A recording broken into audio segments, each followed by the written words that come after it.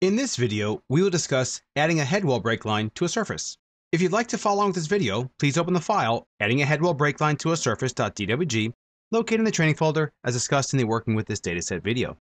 Headwall breaklines are very useful when you only have either the top or bottom northern eastern elevation of a feature, and either a consistent elevational difference between the points or you've actually measured the distance at each vertex when you were in the field locating the objects.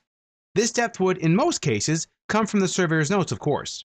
A few examples of using a headwall type breakline are curbing, consistent depth for all points, or a concrete culvert where the top of the culvert was located and the depth to the bottom points will be measured in the field. So let's go and look at our headwall right here. I'll go ahead and select it first. This headwall is a 3D polyline. The surveyors tape down to the bottom depths at each location. So instead of them actually having to locate the bottom of the headwall, we can simply add this as a headwall breakline and we'll be good to go. Let's go ahead and expand surfaces, e.g. definition, right-click on breakline and choose add. So this is a concrete culvert, so we'll give it that description.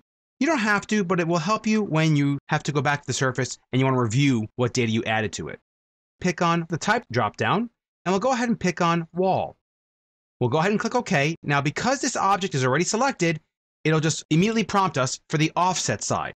So as you can imagine, Civil 3D needs to know the side where the wall should be. You can simply just click on that side. Now, notice what it's asking us to do. Enter option for wall heights, all or individual.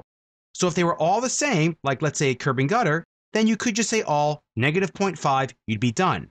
But each of these is different, so we'll go ahead and pick individual. Now, again, look at the command line window, and notice the drawing is actually saying, okay, I'm at this point now. What do you want to do for the elevation for offset point? So right now, if I were to type in the value that they taped down, it would actually go to that elevation. So make sure you're looking at the command line window when you're ready to enter this data. There's an option for delta, change in. So we'll go ahead and click on that. And now we need to actually define the depth. In this case, it's 5. Now watch what happens when I press enter. It goes right to the next vertex.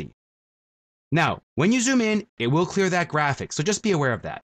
The depth here is -1. Press enter. Notice the X is right here. The depth here is -0.4. Press enter.